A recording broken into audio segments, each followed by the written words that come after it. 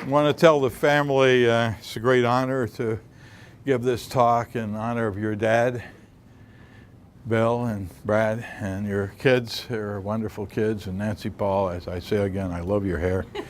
I'll say it once. I'll say it publicly. I don't know how you do it. How do you frizz that? But, you know, it's probably all chemistry. We're looking at chemistry right here in the front row. So great honor to give this lecture. Now I think in memory of your dad, who was a great chemist, a great leader at this school, who contributed so much, I think, to this school that it's wonderful to be here with you. I've had a great day with the students interacting. Lisa, thank you for the invitation originally. And I'm going to entertain you tonight with talk about where we are in trying to make solar fuels for the future. Oh, thank you. By the way, you can stop me anytime during this talk and ask any scientific question, or even I entertain personal questions. I'm sort of the Dr. Phil of chemistry. Now, how is this? Is this better, Suze? Suze, you can. I'll look at Suze all the time and see if I'm coming through. This is the Beckman Institute. I think I'm in the right place. I've got the right name and the right spelling. I always check the audience to see if I'm cool thus far. It is the 18th of March. It's the day after St. Patrick's Day. I was wearing green yesterday. I thought it was very cool. People on the airlines said Happy St. Patrick's Day to me. And I'm going to talk about the 21st century solar army, which I am now mobilizing worldwide to work on the most important problem facing mankind in this century, and that is turning around the problem from using up all the energy that we were given by nature, turning that around so we will actually give back and we can run our planet in a renewable way. Before I do that, I'll tell you that Ray said that I was the founder of the Beckman Institute. I'm very proud of this sculpture right there. You know where that is, Suze. We had a glass of champagne right on the other side of that. You remember at the celebration. This is a model of the iron storage protein ferritin. I thought it would be a very good symbol of the Beckman Institute. This is a big protein molecule that stores iron in your body, Brad. It stores 5,000 iron atoms in a cavity that then goes out to make hemoglobin for red blood cells. This is the storehouse that gives up the iron to make red blood cells. And I thought it would be a good symbol for the Beckman Institute. So Bill Schaefer and I, it's a beautiful symmetric structure, this molecule, and I thought it would be great to make a fountain out of it, a sculpture fountain. So Bill and I built it in cardboard. We had a cardboard model of it, but we needed money to do it in granite properly, to make a proper sculpture. And the president of Caltech at the time, Murph Goldberger, wouldn't give me the money. And so Bill and I built the cardboard model. I took an enormous beaker of water over to his office where he had a very nice, expensive rug. And I said, Murph, are you going to give me the money? And he said, Harry, no. And I said, Murph, let me show you how water flows beautifully over these edges. And I started filling up his office with water, and he says, stop, Harry, I'll give you the money. Just wanted to let you guys know here, there are other ways to raise money other than writing proposals. There are very creative ways of raising money. I'm very proud of this sculpture fountain. If you come to Caltech, and Suze has seen it many times and knows that water does flow beautifully over it. And so if you come out to see me, be sure to go to the sculpture fountain and think of me in this story. Now, next slide. Lisa up in the front is going to help me because I wander around and sometimes I forget where I am or hit the button or anything, and I like to wander around and talk to people. I like to look at people when I'm talking to see if anybody's going to sleep. And if you go to sleep, I usually come up in the crowd, grab you and shake you, so beware. There's a lot of sun. How are we going to solve the energy problem? There's only one source. There is only one way that we can solve the world's energy problem, and that is to use the energy that's in sunlight to power our planet. I like to say I like my nuclear power plant 93 million miles away, out there where it won't hurt me. It'll send me those good photons in, and we can figure it. If we can only figure out how to turn them into useful energy, into electricity, and into fuel, we'll be cool. Next slide. There are three ways. I'll give you only one little brief only one brief little lecture here on how to convert. There are three ways. One, you can hit a black body and make heat. You can make a lot of heat by focusing the rays of sun down on a poor little bit of water through lenses and mirrors and heat it up to 1,000 degrees and run it through turbines and make electricity. This is solar thermal that we now have. We have technology now that you can put big power towers in the desert, make electricity from a super hot steam and send it through the power lines into the cities. We could run Los Angeles right now with this technology. There's an even better way. That's to use a photovoltaic. This is only using light capture. If we do light capture the sunlight, and do what we call quantum solar conversion, that is, excite electrons in a semiconductor into a high level and bleed them off to make electricity directly, this is known as quantum solar conversion. And you may recognize it as the way we do simple photovoltaics now that people put on roofs. We have silicon now, photovoltaics you can buy with 30-year guarantees, 10% efficient. There's now 20% efficient silicon. We now have triple layer, 40% efficient semiconductors. And the theoretical limit is about 75%, and we're moving fast in that direction. But when the sun goes down, the electricity goes off. There's only about 4 or 5 hours a day where you're running things, so you have to figure out something else to do at night. I'll leave it to you to think about what you might want to do at night in the dark when there's no electricity. Be creative. But it would be better, actually, to have electricity 24/7. In order to get electricity 24/7, we must make fuel from sunlight and water. We have to make fuel. We have to take the third and final step in solar energy conversion, and that is light capture, electron transfer, which is the quantum effect, and then chemical catalysis to take the holes and make oxygen out of water and the electrons and protons and make hydrogen fuel. We have to split water with sunlight and water making hydrogen fuel and oxygen. This is what, of course, photosynthesis, we've been running the whole planet on this reaction since the beginning of time. We have been taking from nature. All the oil, gas, and coal that we use was made by this reaction. That's natural photosynthesis. We have to figure out how to do it ourselves, and that's called artificial photosynthesis. It's not very efficient. Natural photosynthesis is less than 1% efficient. But we have been running civilization since the beginning of civilization on sunlight hitting green leaves and cyanobacteria, making fuel with less than 1% overall efficiency. Now, let's quickly see what we can do with silicon. Next slide. Well, Nate Lewis and I have made a little diagram to show you what it would take now to run the United States completely with sunlight and photovoltaics. It takes this land area that we have carved out of a place where we don't think anybody lives.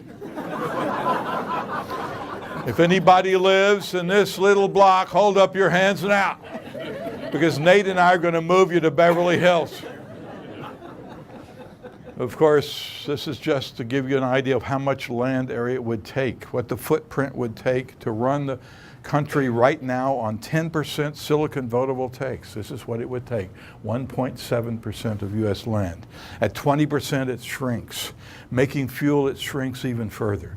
This is the worst case scenario right at the present time of known technology that we have right now. And in fact, if you want to see, we're doing this all over the world now. In China, they're building the world's largest solar power plant. Out in the middle of China, they're building a multi-gigawatt plant powered with silicon photovoltaics. It's going to power 25 million people. China's way ahead. Germany's doing this. And we're doing it in various places. For our next slide, Lisa, at Caltech, we're putting these solar power stations on wasted spaces. We're putting them on top of parking garages. The Los Angeles airport has a huge footprint where cars are parked. Huge area. We could make it into a gigawatt solar power plant by putting a silicon roof on the Los Angeles airport parking lot, which would have the power, the same power of the San Onofre nuclear plant, a gigawatt plant. Next slide. Here's one just to give you an idea. Here's the one at Los Angeles Harbor. Here's a 1 megawatt solar photovoltaic power plant at the Los Angeles Harbor. There's a cruise ship, so you can see about how big it takes, what footprint it takes to get a 1 megawatt plant. To give you some feeling, it would take 1,000 of these to equal the output of the plant, of the nuclear plant in San Onofre. Because we need 1,000 of these to make a gigawatt. But it's doable. There's a lot of space out there. There's a lot of space in the desert. There's a lot of wasted spaces all over the country. And what's happening right now is we're putting solar power plants on all these wasted spaces. And we're going to keep doing this. Even the Pope is doing this. But, next slide. There's a huge worldwide effort to make really cheap photovoltaics. And here's the idea. You take the cheapest thing you can think of, which is white paint. White paint is titanium dioxide. You can drive on the freeways and you'll see these huge DuPont tank cars. And these huge are carrying white paint. They're carrying titanium dioxide right here. Well, it's white. It's not going to absorb any sunlight. So in order to make it a solar cell, you got to put a dye on it, like blue jean dye. Litter like blue jean dye and stuff like that. You put dye on cheap white paint and you make solar paint. You turn it into solar paint. There's a worldwide effort to make very cheap solar paint from titanium dioxide, which is cheap as dirt, and very cheap dyes. Caltech, we have a big effort here. There's a worldwide effort. But at Caltech, next slide, we have made 10 versions of solar paint with these different colors, with this complicated molecular structure here called the gallium corol. But we can tune its colors. We can put it on titanium dioxide. Some of these are aluminum, some of them are gallium, but they all work and they're all close to 10%. They're almost as good as silicon right now, and they're really cheap. And we can make them in ton quantities. So watch out for solar paint. It's coming. You can paint your house. You could rig up your house with the right contacts. You can paint it with solar paint. You can get the colors you want, and you can generate electricity from solar paint. And if you don't like the color, you can repaint your house. Jeff, if you don't like this blue, you can paint it this green and so forth. It's going to come in all colors. But this talk is not about solar paint or photovoltaics. It's about fuel. We need hydrogen. Next slide. We need a chemical fuel. We need to run our cars up to a filling station and fill it up with hydrogen. We got to store it in tanks or in refrigerators it's cooled, or in big arrays called MOFs that will absorb a lot of hydrogen. It's a problem, but we're going to make it. If we can't make hydrogen, we have to make methyl alcohol, which we can make from carbon dioxide and hydrogen. The big problem, though, the great problem facing us is to split water with sunlight, with real sunlight, into hydrogen fuel and oxygen. And that's the problem I'm going to talk about. That's what the solar army is working on. Next slide. Here's the whole thing. If those of you who want to read technically about this, there's a whole issue of the Council of Chemical Research talking about artificial photosynthesis and making solar fuels. My student and I, Andy Maverick, 30 years ago, laid out the territory in this paper in Science of what had to be done. Of course, my students always try to one-up to me, and a few years later, two of my famous students, Dan Nocera at MIT, Nate Lewis at Caltech, wrote this very fancy article in Proceedings of the National Academy of Sciences, pointing out, of course, they're smarter than I am. Of course, I'm very competitive, so I wrote a better article, which is only 1 page, Brad. Theirs is 5 pages. It's very complicated. Nobody can understand it. And I wrote this cool little article in Natural Chemistry, which everybody can understand. And then there's this great paper by John Turner and his colleague from NREL, which I'll talk about in just a second. Next slide. Here's natural photosynthesis.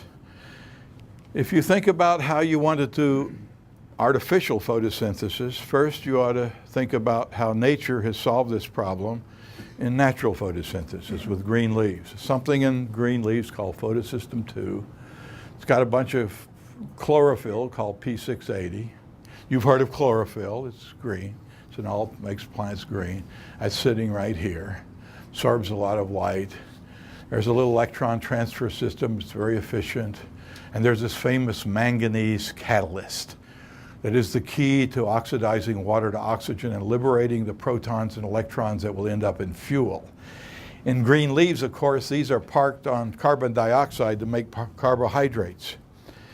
But we want to just make hydrogen out of them by splitting water. And Eli Greenbaum at Oak Ridge, 25 years ago, while we were screwing around with all kinds of other ways of trying to do this, Eli is smarter, and Eli knew that all it takes to combine protons and electrons is the element platinum. If you have platinum, it's a fantastic catalyst for combining electrons and protons to make hydrogen. So Eli simply took the chloroplasts of green leaves. You take a big spinach thing, take a lot of spinach, put it in a blender. We can do this.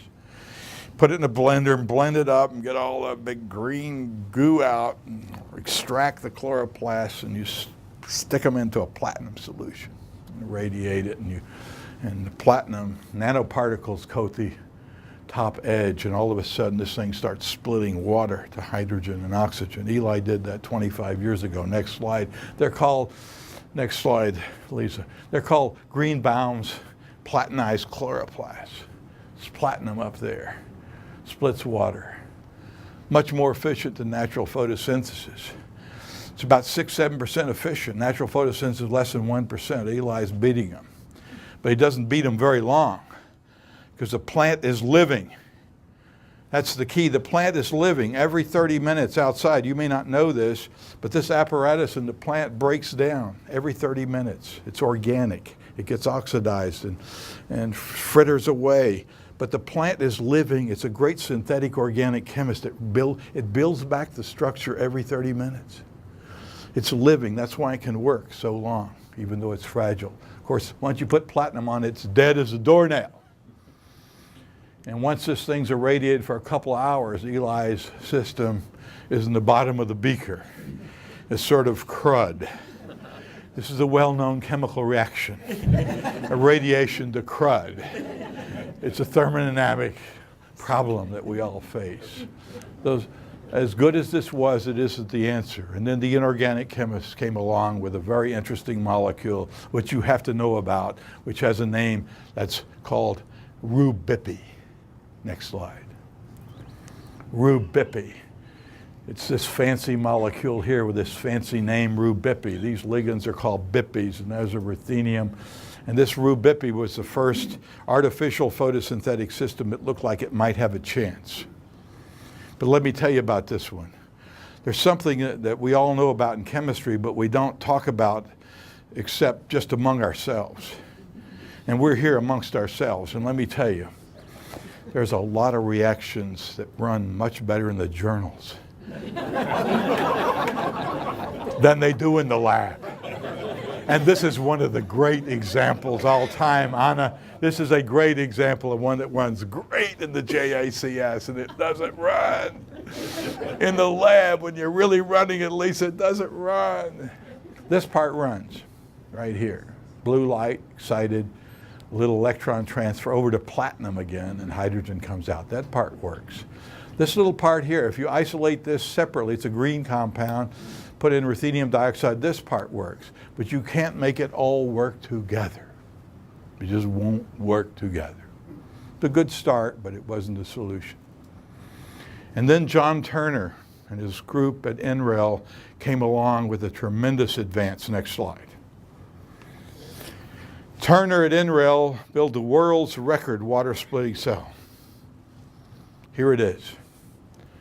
What he did was layer two semiconductors so you can absorb red light and gallium arsenide. This is known as a low band gap semiconductor, gallium arsenide. This is gallium indium phosphide. It's a high band gap. A red photon gets absorbed here. The blue light gets absorbed here. You get two photons. Each one kicks out an electron. Two electrons over to two protons. One hydrogen bubbles out here. And then a hole comes over to a platinum electrode, like we had in kids, you know, when we split water with batteries, when we put platinum electrodes into sulfuric acid and turned on the batteries, and the bubbles came out, and there's two types of hydrogen, one type of oxygen, and we said, hey, we're cool. This thing works just like that. It's got a lot of platinum. It's got an enormous amount of platinum. This thing is the world's record. It's 12.5% overall efficient. It's incredible. It's over 10 times better than natural photosynthesis. This would be the solution to our problem if we could scale this up. But now I'm going to turn to the big problem the solar army has taken on. We got to build something we can scale up. We cannot afford to build these little demonstrators that are super expensive. You can cost this out. It's full of platinum. It's full of expensive components, also toxic. If you make a square meter of this, it's $50,000 a square meter. And in order to meet the requirements that we need in this field, we have to build something this good that's only $100 a square meter. $100 a square meter, that's our goal. This is $50,000. And we can't use platinum. There's not enough platinum in the world to scale up. We've got to replace platinum in this world as a strategic metal for at least two reasons, maybe three. There's not enough of it. And, Nancy Paul, you and I know that we need platinum for jewelry and best-selling albums. Yes. We got better uses for platinum, folks, than building a solar fuel system. And so what I decided to do some years ago was to put together a solar army. And the goal of my solar army, which Suze is a member of, her in the back, she drove over here from Charlottesville just to keep me honest. She's a valiant soldier in my army, and I'll tell you about that in a minute. We got to build something this good on the cheap. We got to build it with stuff like iron rust and fool's gold and molybdenum sulfide and iron sulfide, real cheap stuff. We got to figure out how to do these reactions with earth-abundant materials, stuff that's all over the place. And that's our goal. Next slide. I put together this program, a worldwide program based at Caltech, with this group at Caltech, with this group at MIT. We started with MIT. Notice the extremely ugly MIT logo. It's just an aside. We're in a friendly competition with MIT. Then we've added all these other components. We've got BP help, we've got Dow, we've got DuPont.